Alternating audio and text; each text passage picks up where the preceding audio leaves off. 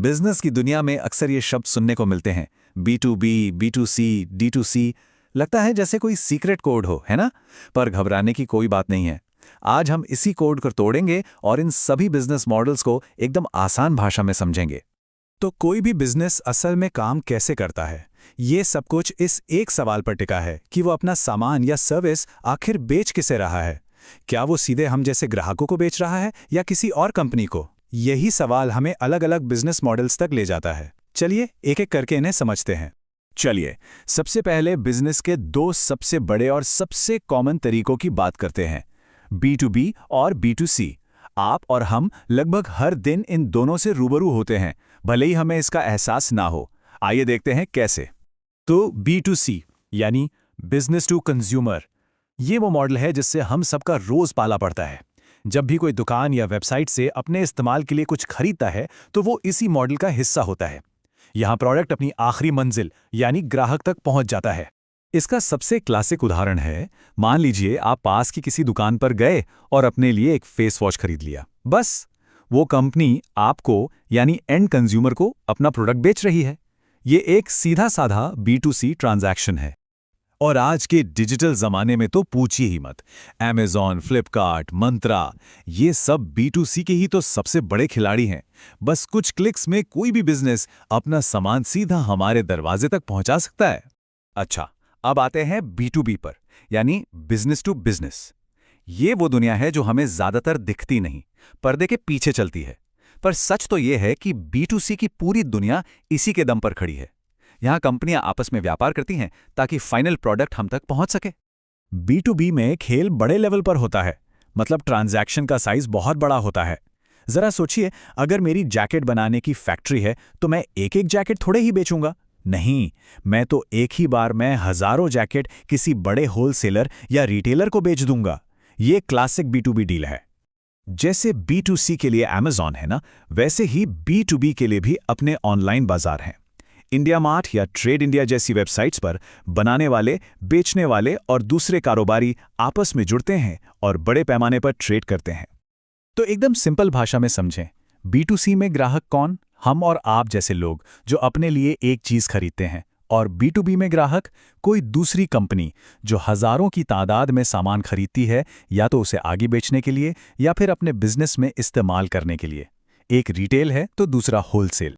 अच्छा, अब तक तो बात थी कंपनियों की, पर अब बिजनेस करने का तरीका बदल रहा है और पावर सीधे लोगों के हाथ में आ रही है।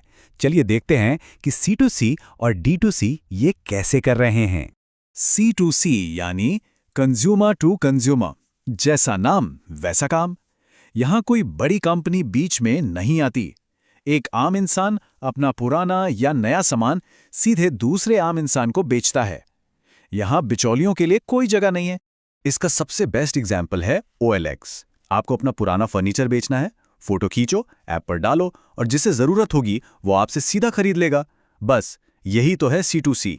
और ये सिर्फ सामान तक ही सीमित नहीं है, सर्विसेज में भी C2C मॉडल खूब दिखता है। जैसे कुछ रियल एस्टेट वेबसाइट्स को देखिए, जहां मकान मालिक बिना किसी ब्रोकर के सीधे किराएदारों से जुड़ सकते हैं। ये भी तो एक तरह का कंज्यूमर टू कंज्यूमर कनेक्शन ही हुआ। और अब आता है D2C यानी डायरेक्ट टू कंज्यूमर। ये तो बिजनेस की दुनिया में एक तरह की क्रांति है।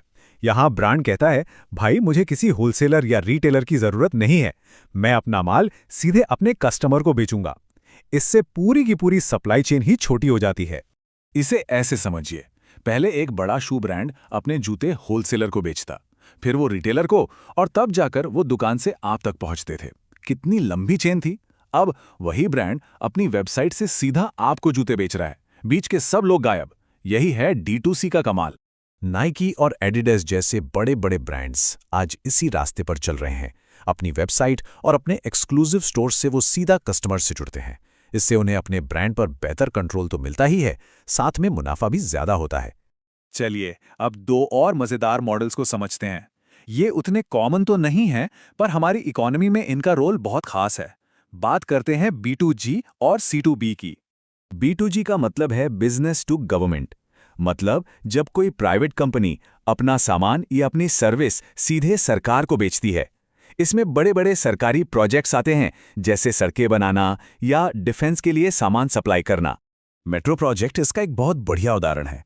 सरकार मेट्रो बनाने के लिए टेंडर निकालती है। मान लीजिए स्टील सप्लाई करने का कॉन्ट्रैक्ट एक प्राइवेट स्टील कंपनी को मिल जाता है। तो स्टील कंपनी और सरकार के बीच जो ये लेन-देन हुआ वही B2G कहलाता है। और अब देखिए C2B मॉडल, जो पारंपरिक B2C मॉडल का ठीक उल्टा है। C2B का मतलब है कंज्यूमर टू बिजनेस। यहाँ एक अकेला इंसान अपनी कोई सर्विस या अपना कोई प्रोडक्ट किसी कंपनी को बेचता है। आज की गिग इकोनॉमी में तो ये मॉडल बहुत ही पॉपुलर हो गया है। सोचिए, एक फ्रीलांस ग्राफिक डिजाइनर है जो किसी कंपनी के लिए उनका लोगो बना रहा है। यहाँ क्या हो रहा है, एक कंज्यूमर यानी एक व्यक्ति अपनी सर्विस एक बिजनेस को दे रहा है। बस यही है C2B। तो हमने बिजनेस के कई अलग अलग चेहरे देखे। अब जरा इन सबको एक साथ रख कर देखते हैं कि ये पूरा जाल आखिर दिखता कैसा है और काम कैसे करता है। ये टेबल देखिए, सब कुछ एक जगह पर।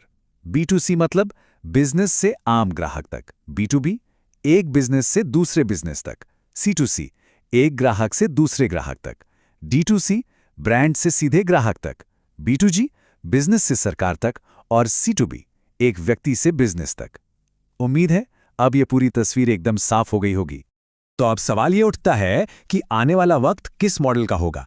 टेक्नोलॉजी जैसे जैसे आगे बढ़ रही है, क्या D2C और C2B जैसे ज्यादा पर्सनल मॉडल पुराने B2B और B2C पर भारी पड़ेंगे, या फिर ये सभी मॉडल हमेशा की तरह साथ साथ चलते रहेंगे? सोचने वाली बात है ना?